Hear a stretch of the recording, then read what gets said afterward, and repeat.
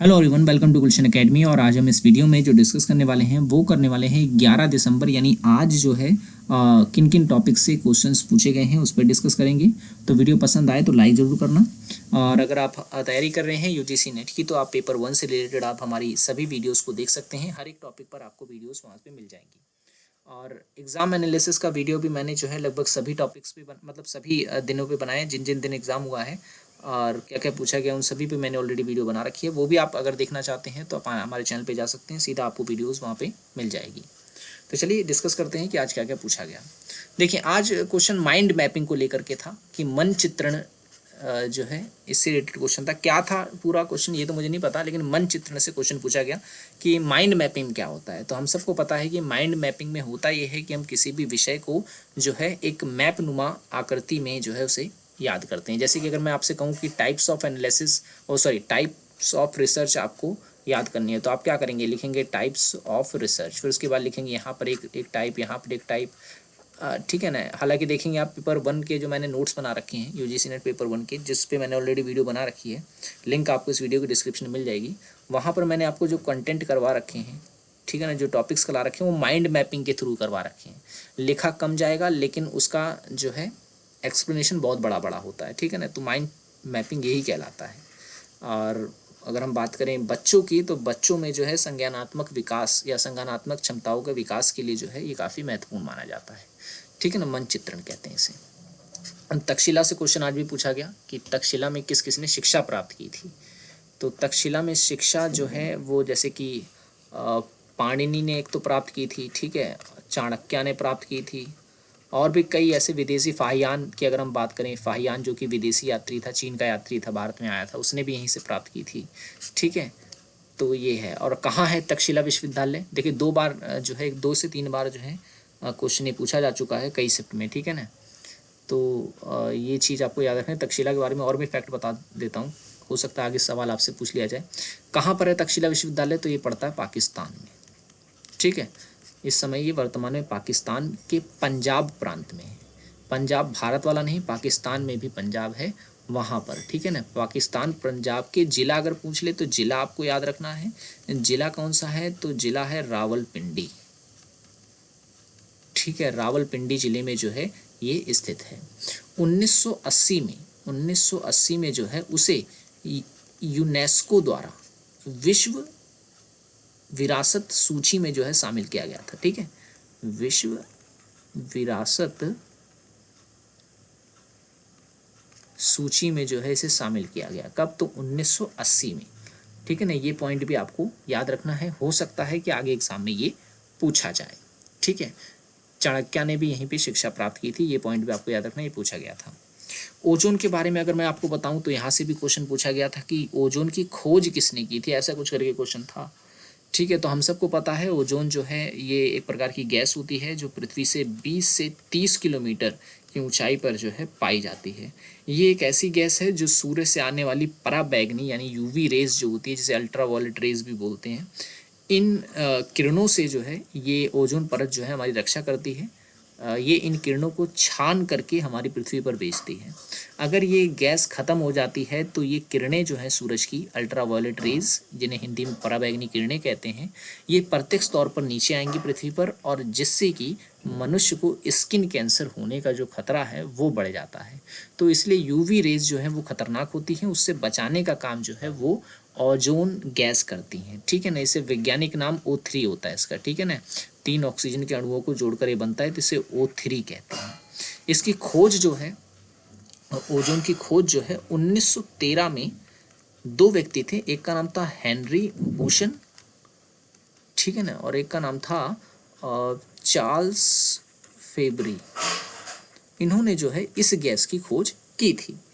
और ओजोन छिद्र की अगर आपसे पूछ ले, क्योंकि ये तो पूछ लिया, हो सकता है आपसे ओजोन छिद्र के ऊपर पूछ ले, ठीक है ना, कि ओजोन छिद्र जो है इसकी खोज किसने की थी। तो याद रखने आपको 16 मई 1985 में, ठीक है ना, ओजोन छिद्र की खोज जो है वो की गई थी।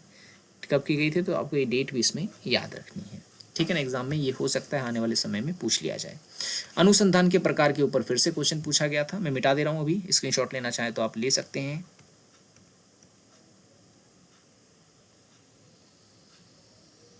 अच्छा, ओजोन दिवस कब मनाया जाता है? तो 16 सितंबर को मनाया जाता है, ये पॉइंट आपको याद रखना है, ठीक है।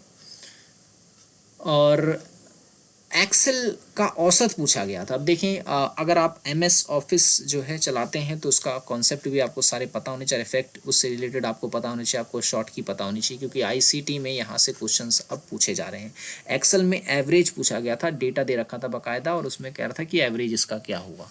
तो एक्सेल का एवरेज निकालना आपको आना चाहिए, ये आपको याद रखना है।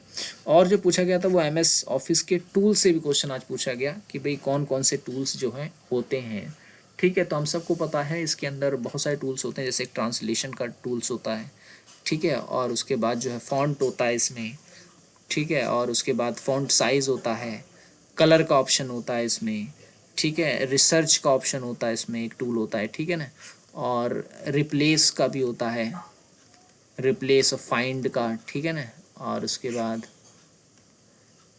और इसमें होता है ग्रामर करेक्शन का होता है, ठीक है ना, ग्रामर से रिलेटेड कोई वो हो, और इसमें जो होता है वर्ड करेक्शन के लिए भी होता है, ठीक है। तो ये सब जो है इसमें आपको याद रखने हैं। और भी कई सारे टाइप्स के टूल होते हैं, अगर आप इसमें देखेंगे, मुझे अभी जितना याद है मैंने आपको उतना बताया, ठीक है ना। तो टूल्स आप याद कर लेना कि कौन कौन से टूल्स इसमें होते हैं, कौन कौन से नहीं होते हैं, यहाँ से क्वेश्चन आज पूछा गया।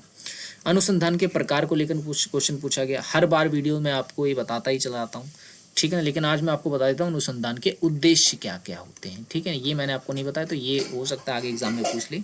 अनुसंधान का उद्देश्य क्या होता है? उद्देश्य ये होता है कि भाई नए नए सिद्धांतों और नियमों का प्रतिपादन करना, ठीक है ना। तो लिख सकते हैं आप नए सिद्धांतों व नियमों का प्रतिपादन, ठीक है। और उसके बाद तथ्यों की खोज करना, सत्य की खोज करना,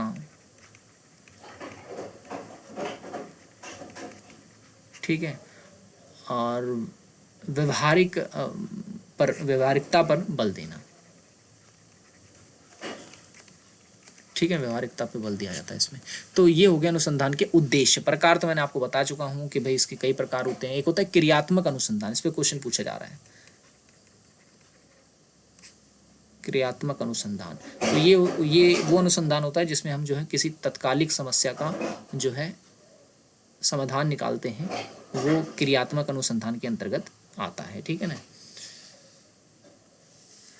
ओके, संचार के प्रकार के ऊपर क्वेश्चन पूछा गया, ये भी मैं आपको कई बार करा चुका हूँ, संचार के प्रकार, ठीक है ना। इस पर भी आपका कॉन्सेप्ट क्लियर होना चाहिए अच्छे से, आपको उसमें सारा का सारा कॉन्सेप्ट अच्छे से पढ़ लेना है। अंत व्यक्तिगत संचार क्या होता है, अंतर व्यक्तिगत संचार क्या होता है, संचार की बाधाएं क्या होती है, संचार की विशेषताएं क्या आती हैं, ठीक है ना, 4S का सिद्धांत क्या है, ठीक है ना।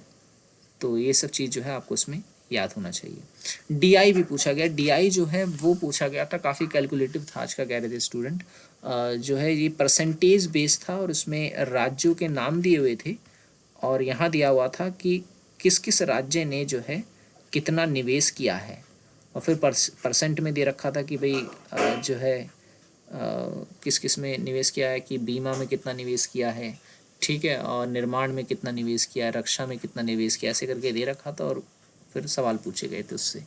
तो थोड़ा सा टफ बनाने का जो है प्रयास किया गया था, लेकिन समय क्योंकि पर्याप्त था और इजीली जो है करने वाले कर सकते थे, वरना अगर देखा जाए पॉलिटिकल साइंस वाले स्टूडेंट के लिए तो थोड़ा सा ही टफ हो बन जाता है अगर इस तरीके के डेटा अगर दिए जाते हैं तो, ठीक है ना। तो डीआई पे ऐसा क्वेश्चन पूछा गया था। फिर भी अगर आपका कॉन्सेप्ट अच्छे से क्लियर है, आपको जो है रेशियो एवरेज जो है अच्छे से आता है, रेशियो निकालना, एवरेज निकालना, परसेंटेज वगैरह, तो आप इजीली इस पर कर सकते हैं, कोई उस तरीके का नहीं था।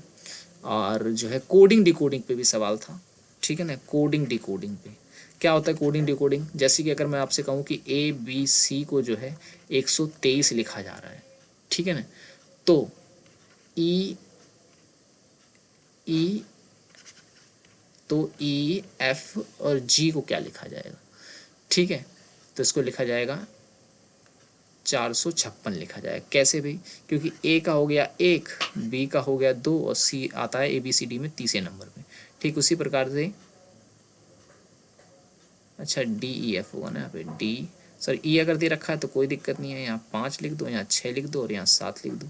5 6 7 कोड बन जाएगा अगर इसमें, ठीक है ना, EFG अगर दे रखा है तो 5 6 7 यानी कि 5वें नंबर पे ये आता है और 6ठे नंबर पर F आता है और G आता है 7वें नंबर, 567 इसका आंसर हो जाए। तो ये था कोडिंग डिकोडिंग करके एक सवाल पूछा गया था, ठीक है ना, आज के एग्ज़ाम में।